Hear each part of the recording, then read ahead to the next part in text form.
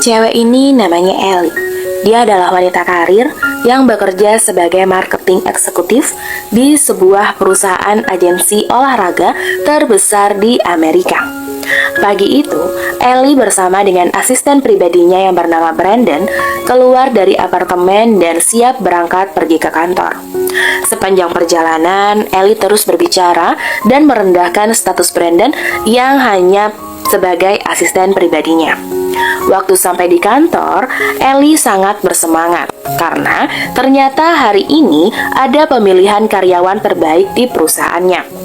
Ellie sangat yakin dengan reputasi baik yang selama ini sudah ia bangun dengan susah payah, dan dia yakin kalau bos pasti akan memilihnya.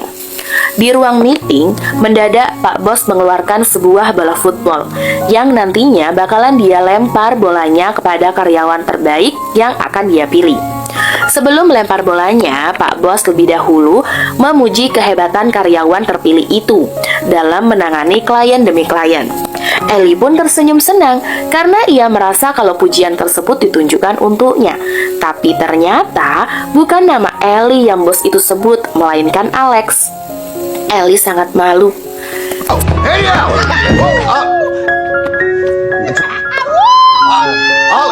Listen, Allie, but that pass was to Eddie. Eddie Allen, our new partner. Selesai rapat, dia protes. Kenapa bosnya malah memilih Alex daripada dirinya? Padahal menurut dia jauh lebih hebat daripada Alex. Pak Bos pun kemudian menjelaskan, alasan dia tidak memilih Ellie karena Ellie mungkin memang hebat ya dalam menangani klien perempuan. Tapi sayangnya, dalam menangani klien yang kebanyakan tuh laki-laki, Ellie sering gagal. Ellie dinilai kesulitan tuh buat menangkap apa sih keinginan klien pria. Akibat tidak terima dengan keputusan Pak Bos, Ellie keluar dari ruangan Pak Bos sambil teriak-teriak di depan semua orang kalau bulan depan dia pasti bakal jadi karyawan terbaik di perusahaan itu. Malamnya, dia pergi ke sebuah bar bersama ayahnya. Pas lagi ngobrol-ngobrol, Ellie terpukau nih saat melihat bartender ganteng yang bernama Will. Saat ayahnya pulang duluan, Ellie menghampiri dan menggoda Will. Mereka berdua mabuk bareng. Kemudian mereka pergi ke rumah Will. Dan kalian pasti tahu kan apa yang mereka lakukan selanjutnya? Oke, lanjut. Pagi harinya ketika ia bangun, Ellie kaget pas ngeliat anak kecil di depannya. Ternyata Will sudah berkeluarga dan punya anak. Awalnya Ellie mau marah, tapi gara-gara udah terlanjur ya apa boleh buat, dia cuma bisa ngelus dada. Siang harinya Ellie ada rapat nih dengan calon klien besar, yaitu seorang pemain basket junior yang bernama Jamal. Manajer Jamal adalah ayahnya sendiri yang bernama Joe. Pas lagi ngobrol-ngobrol nih, seorang atlet basket senior wanita datang dan marah-marah. Dia minta kalau fotonya harus segera terbit di cover majalah untuk menggantikan foto Jamal. Sambil ngancem, jika keinginannya nggak dikabulin, maka dia bakalan pindah ke agensi lain. Mendengar ancaman itu, tanpa berdiskusi dengan Joe terlebih dahulu, Ellie langsung memutuskan untuk setuju mengganti wajah Jamal menjadi wajah pemain basket wanita itu. Karena merasa tidak dihargai nih, Joe pun membatalkan kerjasama mereka, lalu mengajak si Jamal pergi dari sana. Malam harinya, Ellie nongkrong nih bareng teman-temannya. Di sana, sahabatnya tuh iseng dan ngundang paranormal. Satu persatu dari mereka tuh diramal. Pas giliran Ellie, si peramal tuh ngasih tahu bahwa banyak cowok yang gak suka nih sama egoisnya Ellie. Peramal bilang, Ellie itu egois, terlalu mementingkan diri sendiri. Tapi Ellie gak perlu khawatir karena paranormal itu punya solusinya. Ia lalu memberikan sebuah ramuan khusus agar Ellie bisa nih memahami pikiran para pria. Tanpa curiga sedikit pun, Ellie menerima ramuan tersebut dan langsung meminumnya. Selesai diramal, mereka lanjut nongkrong lagi sampai pagi. Namun ketika sedang joget-joget, tiba-tiba Ellie kepeleset dan masuk rumah sakit. Keesokan harinya, saat Ellie sadar, ia mendengar suara-suara dokter yang lagi meriksa tubuhnya sambil ngomong kotor. Ellie pun negur si dokter. Dokter itu bingung kenapa Ellie bisa tahu isi pikirannya. Karena ketakutan, dokter itu buru-buru pergi. Setelah diperbolehkan pulang, Ellie minta si Brandon, si asisten pribadinya itu, buat nganterin dia ke kantor lagi. Sepanjang perjalanan, Ellie terus ngoceh soal pembatalan kerjasama kemarin. Brandon yang udah muak dengan ocehan si Ellie, ngata-ngatain Ellie tuh dalam hati. Ellie lagi-lagi bingung, gimana Brandon bisa ngomong tanpa gerakin mulut. Tapi Brandon juga bingung, gimana Ellie bisa tahu isi pikirannya. Mereka berdua sama-sama panik dan ketakutan.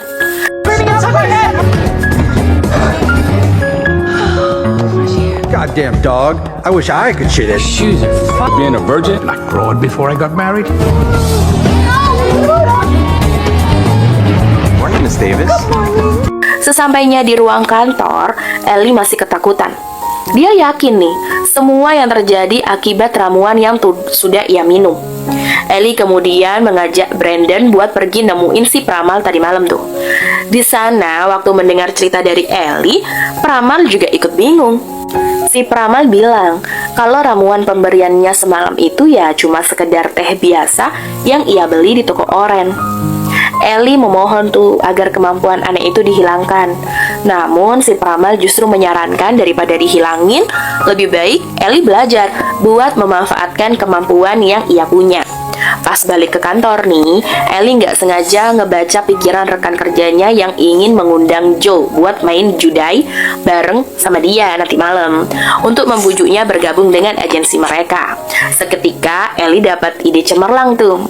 Karena tidak mau kalah saing, malam harinya dia ikut main judai di rumah si Pak Bos.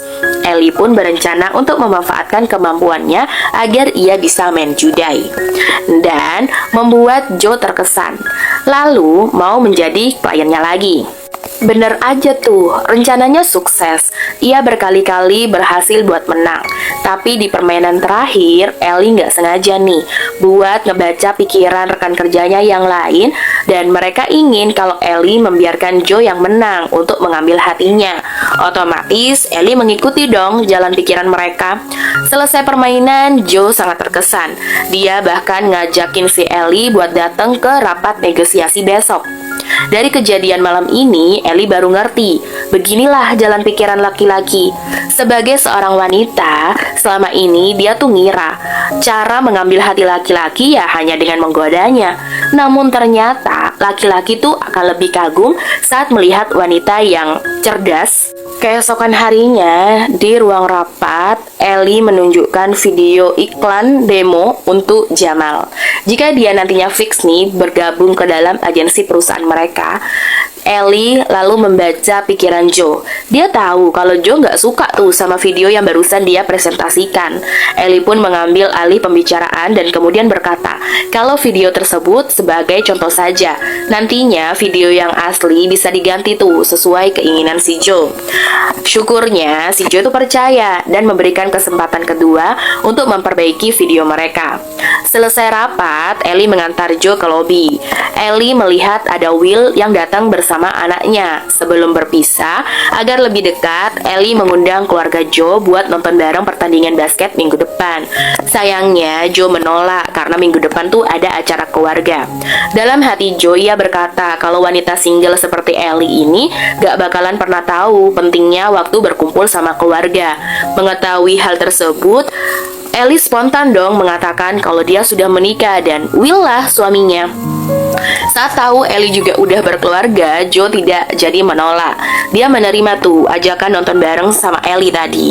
Setelah Joe pergi, Will terlihat kebingungan. Apa maksud Ellie tadi bilang kalau dia itu suaminya? Will tidak bertanya lebih jauh.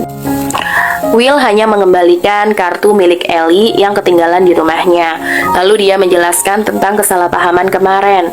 Sebenarnya istri Will itu sudah lama meninggal ketika ia melahirkan anaknya. Dan ternyata si Will ini duda keren. Ellie pun jadi lega.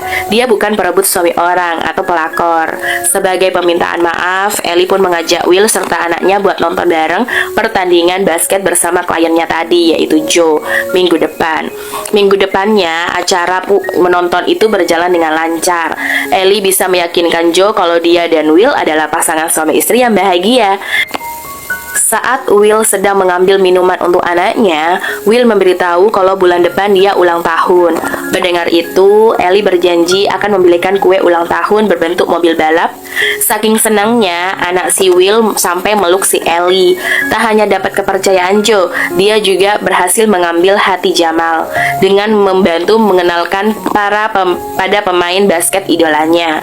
Kini Ellie yakin Joe dan Jamal sudah pasti bakalan gabung dengan agensinya.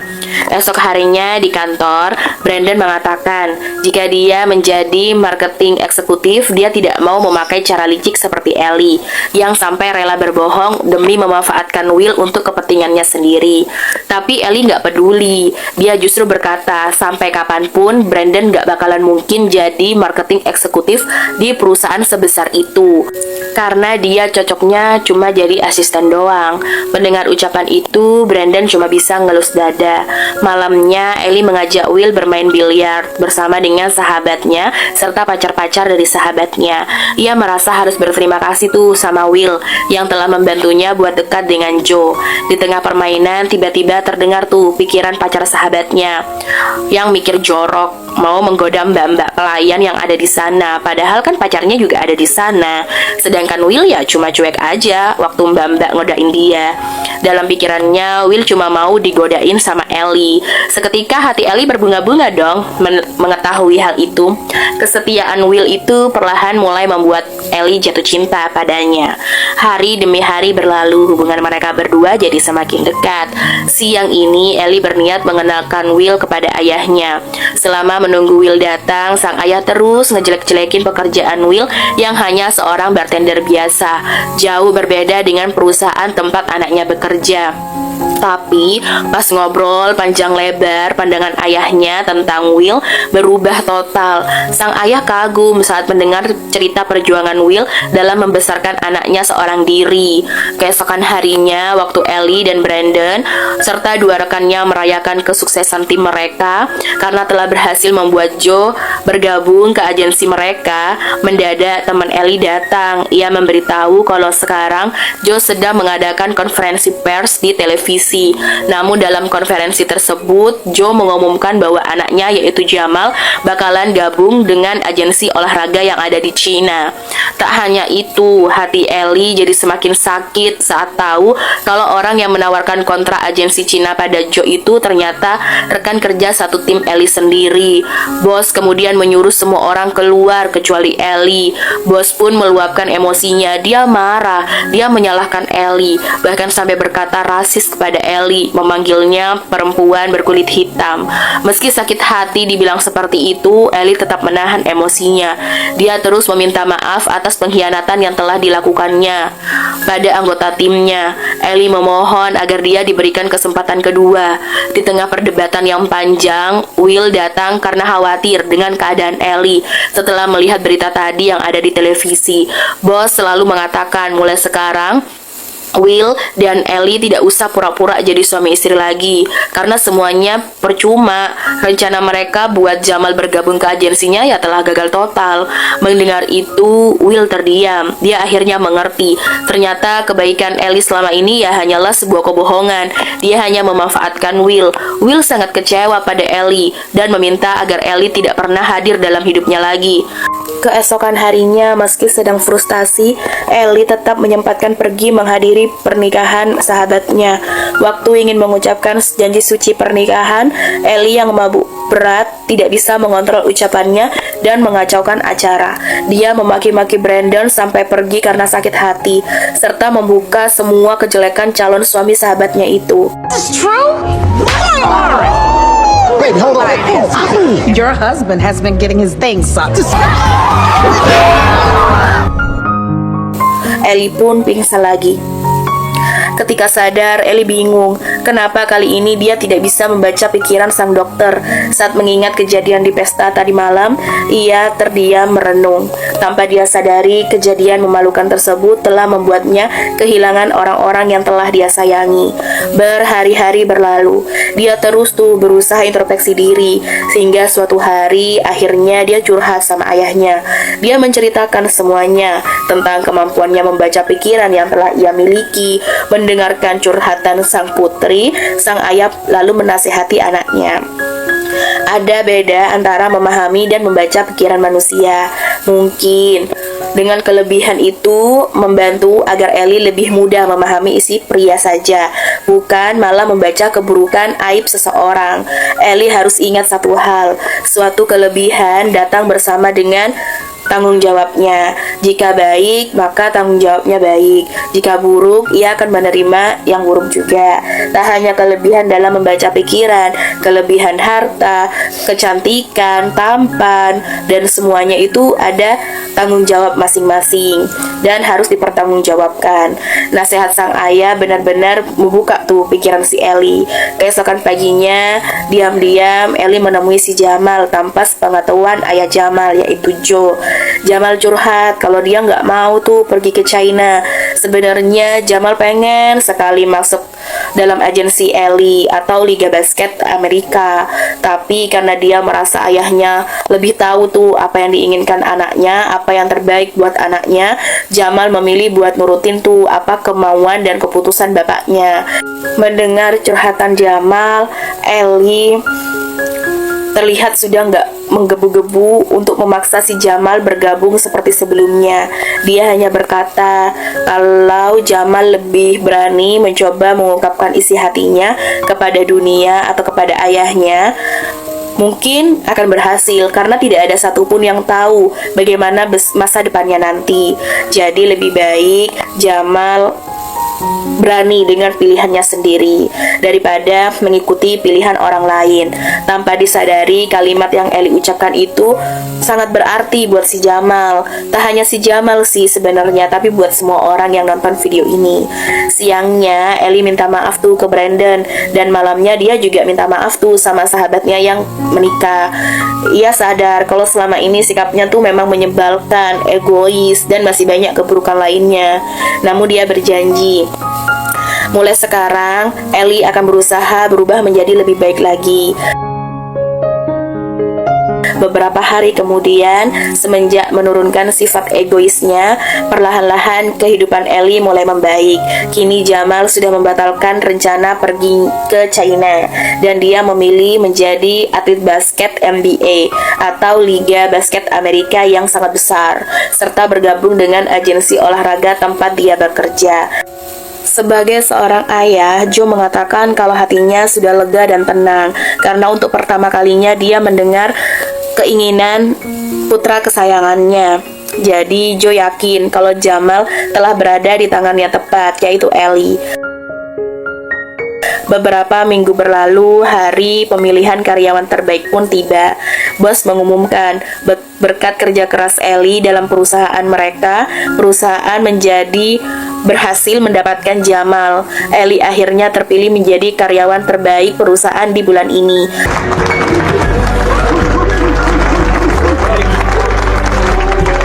Meski keinginannya sudah terwujud dan karirnya naik terus, Ellie justru mengumumkan kalau mulai sekarang dia mau berhenti. Ellie sudah tidak mau jadi bos yang menyebalkan, bos yang selalu membeda-bedakan dan juga merendahkan karyawannya sendiri. Jadi Ellie memutuskan buat berhenti. Ketika memasukkan barang-barangnya ke bagasi mobil, Ellie memberitahu Brandon bahwa dia akan membuka agensi olahraga sendiri. Meski baru merintis dari bawah, namun dengan segala pengalaman yang telah dia miliki sebelumnya, Ellie yakin kalau perusahaannya nanti pasti bakalan sukses dan besar. Ellie juga mengajak Brandon buat bergabung menjadi marketing eksekutifnya. Mendengar tawaran itu, Brandon begitu bahagia. Dia sampai langsung refleks memeluk Ellie. Di hari ulang tahun anak Will, Ellie datang nih sesuai janjinya. Dia membelikan kue berbentuk mobil balap buat anak Will. Ellie juga minta maaf karena telah membohongi serta memanfaatkan Will demi kepentingannya sendiri. Ellie menjelaskan, walau status hubungan mereka berdua tuh hanyalah bohongan, tapi perasaan cinta yang Ellie miliki untuk Will adalah suatu kebenaran. Bila diizinkan, Ellie ingin sekali memperbaiki semuanya dari awal. Karena Will juga mencintai Ellie dengan tulus, dia pun memberikan kesempatan kedua dengan syarat Ellie harus mau buat pergi berkencan ke taman besok. Sambil memeluk Will, Ellie menjawab kalau dia mau berkencan dengan Will. Keesokan harinya, Ellie dan Will dan juga anak Will jalan-jalan tuh ke taman bersama-sama. Ellie lalu bercerita tentang rencananya buat membuka agensi olahraga sendiri, dan Will mendukung keputusan Ellie sebagai seseorang yang ia cintai, dan film pun berakhir. Terima kasih sudah menonton video ini, dan jangan lupa like, komen, dan share sebanyak-banyaknya. Dan jangan lupa subscribe serta nyalain lonceng notifikasinya biar kalian tahu kalau aku upload video baru. Sampai jumpa di video berikutnya. Bye-bye.